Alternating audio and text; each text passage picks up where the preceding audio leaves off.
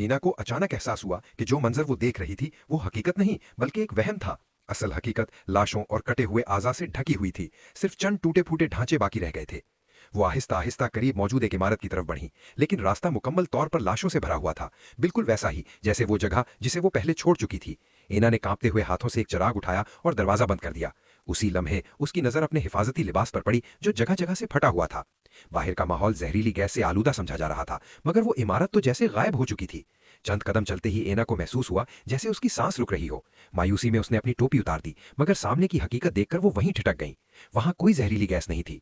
एना ने फौरन अपना हिफाजती लिबास उतार दिया और देखा कि इमारत के अंदर की हवा बिल्कुल महफूज है। वो दीवार के साथ बैठ गई और उसका दिल सवालों से भर गया। क्या ऊपर वाले हुक्काम कुछ छुपा रहे थे?